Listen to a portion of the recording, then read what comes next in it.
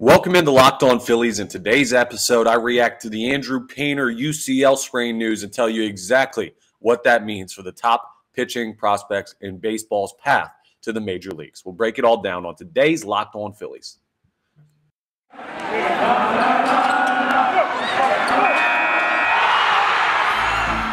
You are Locked On Phillies, your daily Philadelphia Phillies podcast. Part of the Locked On Podcast Network, your team every day.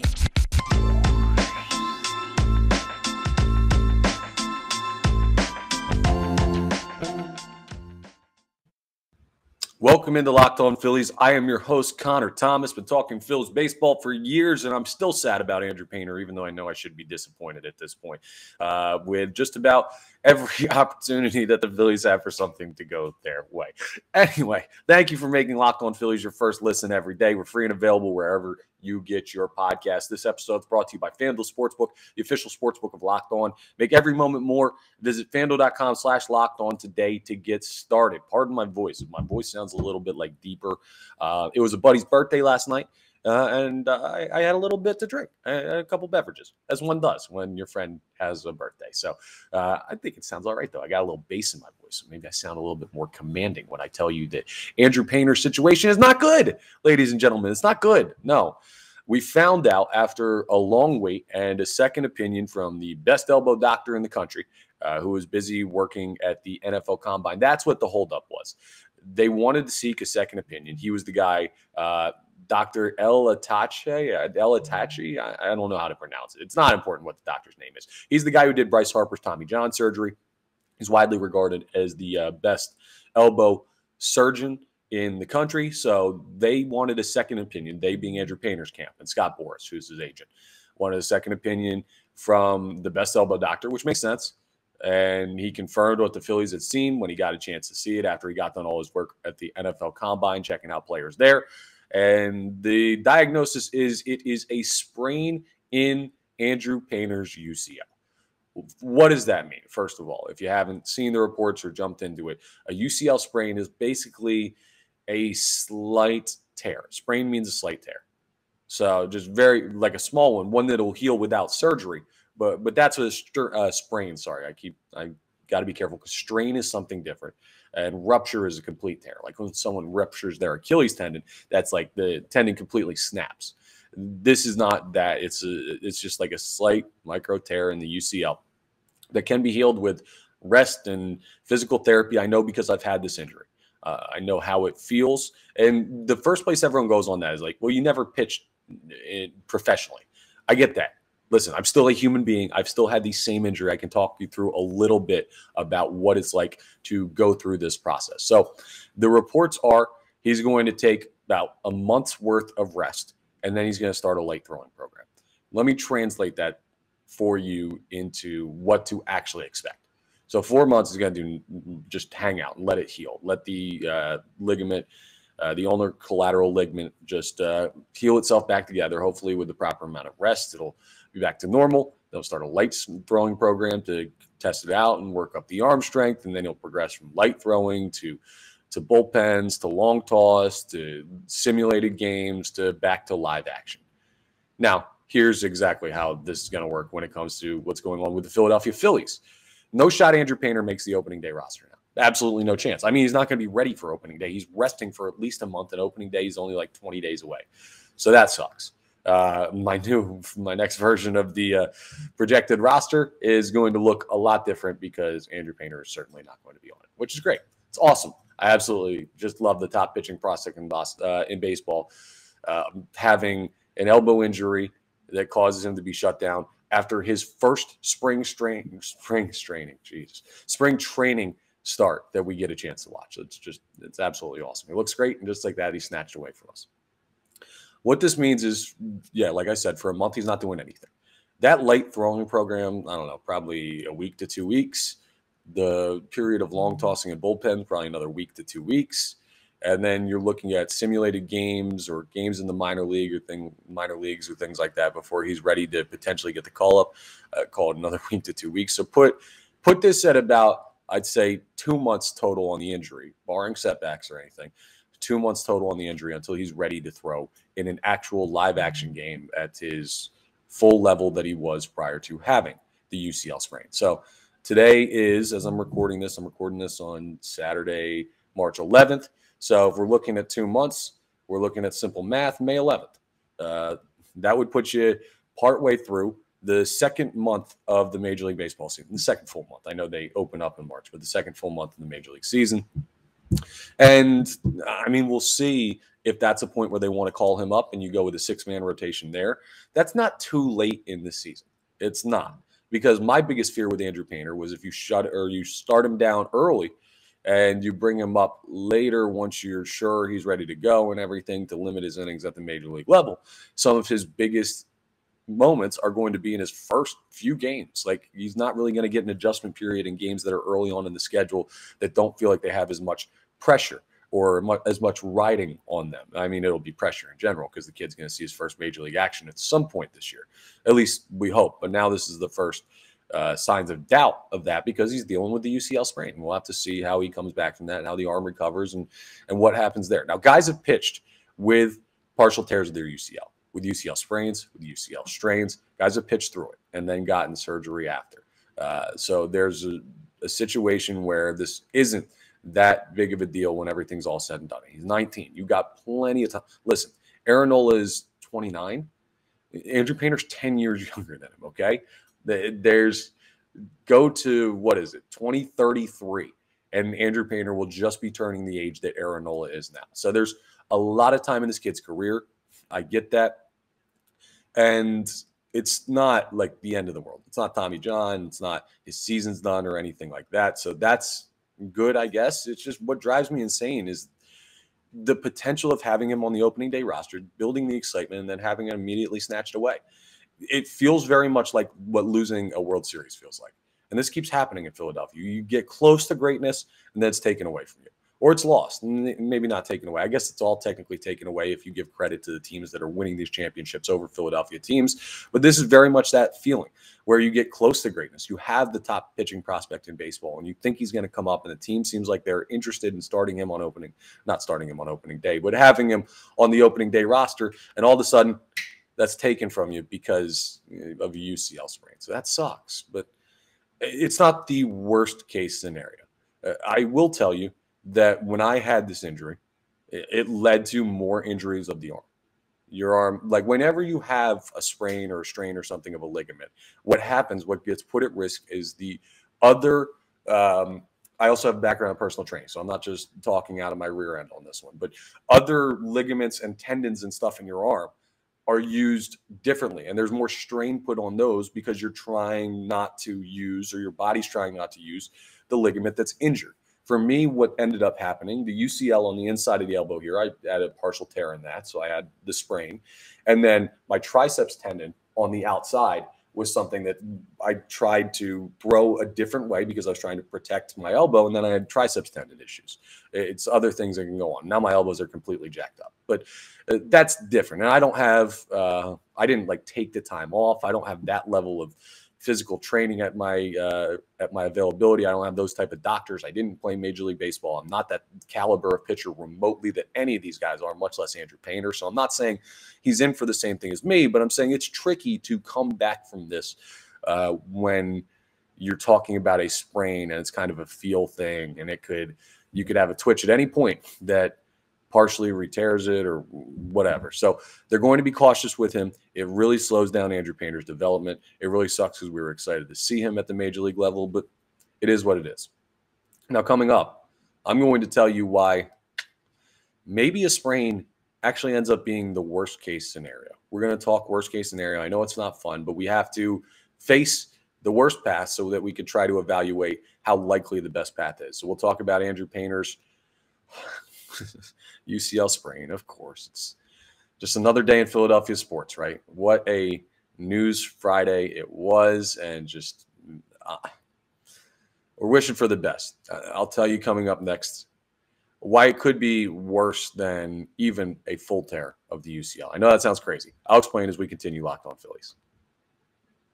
First, though, I want to tell you about my friends over at Built Bar. They're absolutely awesome. You're looking for a delicious treat, I know, but you don't want all the fat and the calories. You got to try Built Bar. They're the absolute best. We are heading towards beach season. I tell you this all the time. You got to be in great shape for beach season. People are working out and you want to get that summer body. Well, you got to try Built, because Built Healthy is actually tasty with these bars. Seriously. They're so delicious. You're going to think you're eating a candy bar. 100% real chocolate. They've got the Built Bar Puffs, which are marshmallow infused. Some great flavors like churro, peanut butter brownie, coconut almond, chocolate chip cookie dough, all that great stuff. And listen to these numbers. They're only 130 calories. They're 4 grams of sugar, 17 grams of protein. That's crazy. I do protein scoops as well when I get done my workout. And I think one protein shake that I do there is like 15 grams of protein. You get more of that in like a thing that tastes like a chocolate bar. I'm in. Say less. That should be all you need to hear. But now, even better, you don't have to order them online. You can go to Sam's Club and you can get a 13-bar box. You can go to Walmart and you can get a 4-bar box at the pharmacy section in there. So you can go and pick them up. You don't have to wait for online. So go ahead and check out Built Bar if you haven't. If you have, hey, re-up. It's probably time. You're probably about out because they're so good. They go so fast. Go ahead and try Built Bar. All right, let's talk worst case scenario for Andrew Painter, because I think a lot of people were thinking Tommy John was going to be the worst possible case for Andrew Painter's outcome, why they were getting a second opinion that he had a full tear of the UCL. He needed Tommy John to repair it, and it was going to be a year and change before he's back and all that stuff. Here's where that may have ended up being a better option. First of all, the likelihood of people re-tearing the UCL after Tommy John surgery is low. It doesn't happen often. You don't often see guys tear it twice. Normally, if you tear it once, the thought processes and the history of the injury says that you're probably good to go for the rest of your career. So that leads to a lot of people in today's baseball saying, well, hey, my kid needs Tommy John, forcing them to get it. If there's even a slight elbow twinge, players want to get it. They're like, okay, just give me the Tommy John so I won't have to worry about this again in the future. Some managers feel that way. Some teams may feel that way. Now, I think it's crazy to intentionally want to give somebody Tommy John. That's not what I'm saying here. What I am saying is if it were Tommy John and Painter was shelved for the whole year, okay, yeah, you lose a year of his season, but then you can call him up next year. You can have him with the constructed ligament. You shouldn't have to worry about the injury anymore in his career. You don't have to worry about that specter hanging over him at any point in the future because, frankly, any pitcher that has not had it, it's looming. The stress that throwing a baseball puts on your elbow, there's a significant risk of injury there. And the UCL is the most important ligament to have, and it can be torn at any time. It really can. It's like a lightning strike that happens a lot to Major League Baseball pitchers in today's game. So there's no real way to avoid it. It's just kind of luck of the draw. And for that reason, some people believe that it's a good thing to get the surgery done. It's basically saying, hey, we could take care of this problem and we can probably not have to worry about it again. Like 90% of the scenarios, you don't ever have to worry about it again with Andrew Painter. And then you have a 20-year-old pitcher next year who's ready to come up, who's already got that repaired ligament, who's good to go, who's gone through all his rehab and everything. Great. Some people like that scenario because listen to the worst case scenario. He's got the sprain in his UCL and he goes the month rest. And he starts throwing again and throwing again. And he feels a twinge in his elbow and he has a slight setback. And he goes for another MRI and then the tear healed and then retore, which is possible. It can happen. I mean, the ligament's going to repair itself with time, or going to try to, and then you can re-tear it when you start throwing again.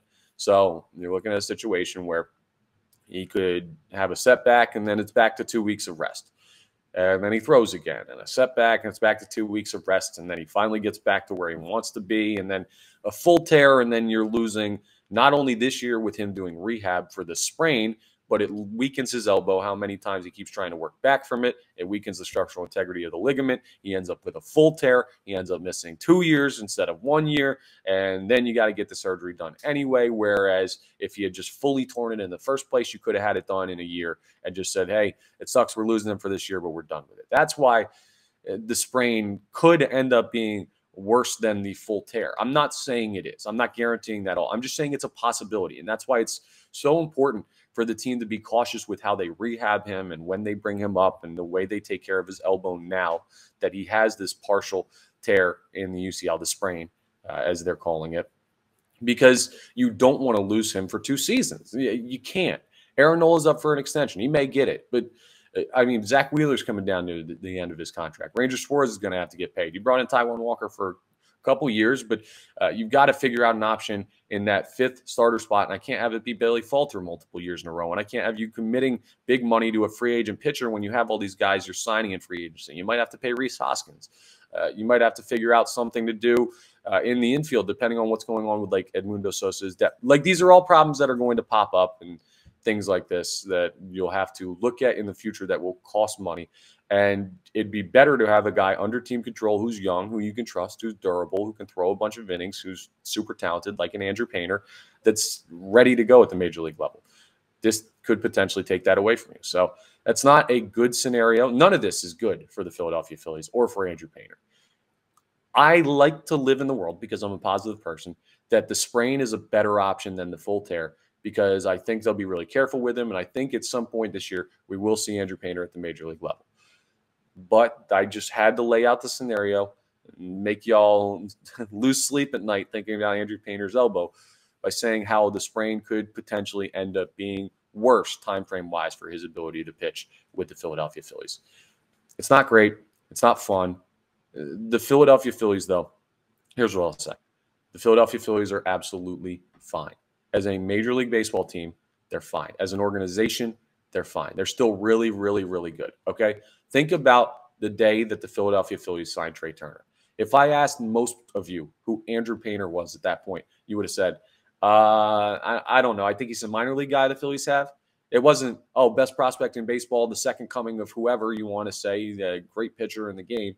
No, he was just a guy. He wasn't just a guy. He was very good, but we didn't know that. Like, the average fan wasn't looking at Andrew Painter saying, we got Trey Turner and we got Andrew Painter coming. Painter kind of picked up later on in the offseason and picked up a little steam, and people were looking at his progression and the way he was throwing, and we're saying, okay, this guy's really got something. And then he became the top prospect, pitching prospect in baseball just like a couple weeks ago. So don't fool yourself into thinking this Philadelphia Phillies season hinged on Andrew Painter. Would he have been a really, really nice piece to have opening day as the 5th starter? Absolutely. Could he still be that guy later on in the season? Absolutely. But if Andrew Painter doesn't play a single inning of baseball for the Philadelphia Phillies, they're still going to be a really, really, really good team. They're still going to be a 90-plus win team. They're still going to compete for the NL East. They're still going to make the playoffs. They're still going to hopefully make a deep playoff run. They're still going to be a World Series caliber team. So while the Andrew Painter thing sucks, and we should be concerned with it, and you got to keep an eye on his rehab and all that stuff that I've already told you multiple times this episode, don't let that affect how you view this Philadelphia Phillies season. Don't do it. They're still going to be fine. You still have one of the best lineups in baseball. You still have one of the better rotations in baseball with Wheeler and Nola and Suarez and Taijuan Walker and whoever you figure out to fill out that 5th spot in the rotation, which will probably be Bailey Falter, but we'll see. Absolutely fine. The Phillies, we're going to be fine. They're going to be okay. So don't let this totally freak you out about this season. That's all I have to say about that. Coming up, we're going to do a little off the poll for the weekend. I know it's Saturday, so you only have one day to respond to this before I get back to it on Monday to go over the poll responses, but jump in on something dealing with the Painter elbow injury as we've been throughout this entire episode, and we'll discuss just a question I have for you about the feeling so I can gauge what you're feeling and the mentality around surrounding this news. We'll discuss as we wrap up Locked On Phillies. Oh, yeah, let me tell you about my friends over at FanDuel. The NBA is going crazy right now. The season's awesome. It's a great time to get in on betting basketball, and now is the perfect time to download FanDuel, America's #1 sportsbook, to do it. Because new customers get a no-sweat first bet up to $1,000. That's bonus bets back if your first bet doesn't win. Just download the FanDuel Sportsbook app. It's safe, secure, super easy to use. Then you can bet on everything from the money line to point scores, threes made. I'll tell you what you should bet on. Go to FanDuel right now and type in Joel Embiid MVP odds and look at what he's at. I bet you he's not the favorite. He really should be. He's unbelievable for your Philadelphia 76ers. If you're a 4-for-4 Philadelphia sports fan, check out what Joel Embiid's doing. Maybe place a future on his MVP odds. Plus, FanDuel even lets you combine your bets for a chance at a bigger payout with a same-game parlay. So don't miss the chance to get your no-sweat first bet up to $1,000 in bonus bets when you go to FanDuel.com/lockedon. That's FanDuel.com/lockedon to learn more. Make every moment more with FanDuel, an official sports betting partner of the NBA. We're wrapping up now with Off the Poll. So I'm just going to ask a general question. If you're not familiar with Off the Poll, by the way, we do a poll question on our Twitter account. It's at @LO_Phillies. If you're watching on YouTube, I also retweet it from my Twitter handle, which you can see down here at ConnorThomas975. So you can go ahead and find this poll on Twitter. I'm not going to tell you what I think now, even though I kind of spent the whole episode laying that out. But I'm going to pose the question to you, and then on Monday, we'll recap the results, the last segment of Monday's episode, and then I will share with you whether or not I agree with what you have to say in the voting. So I love to get the fan base's interaction on that. Appreciate everyone who votes on those polls regularly. Thank you. If you haven't yet, go ahead and check it out. Let your voice be heard so I know what you're thinking out there as a good Philadelphia Phillies fan. But the off the poll question for today: how worried do you feel, or how worried are you about Andrew Painter's UCL sprain? And there are going to be 4 options. I got to figure out how I really want to word it. I'll place it down, but 4 basically different levels of severity that you're worried. Like extremely worried, mildly worried, not worried at all, and complete panic, I guess, would be the most one. So complete panic, extremely worried, mildly worried, not worried at all. We'll go with those for the 4 options. I'll put that up in the Twitter poll. That'll run through until about like midday on Monday, so you can go and get in and vote on that. I'm interested to see how much people are freaking out about this, because I don't know. I'm engrossed with the team. Maybe the casual Philadelphia Phillies fan is just like, okay, whatever. And it doesn't seem like as big of a deal because they don't talk about the team every day like I do on this podcast. So it could be that I'm viewing this in a way that not the average fan does. Or it could be that people are totally panicking because it seems like Philadelphia sports can't have good things right now, even though they're getting closer. So I don't know. There's a lot of different ways this can go. So go ahead and put that out there and see what everyone has to say. And we'll get back to the second segment of Off the Poll on Monday's episode. But that's all for today's episode. I want to thank you for making Locked On Phillies your first listen every single darn day. I appreciate it. Now make your second listen Locked On Fantasy Baseball with your league. Or with your league. Win your league by listening to Matt and Dom every day as they bring you the best fantasy draft strategies. Find Locked On Fantasy Baseball wherever you get your podcasts and on YouTube. Part of the Locked On Podcast Network, your team every day. Thanks again for tuning in. Make sure you're rating, reviewing, subscribing on the YouTube. I appreciate that. Getting more subscribers every day. Keep that up. Keep that momentum rolling. Thank you so much for that. It's appreciated more than you know. And I appreciate you listening. I'll talk to you on Monday, next episode of Locked On Phillies.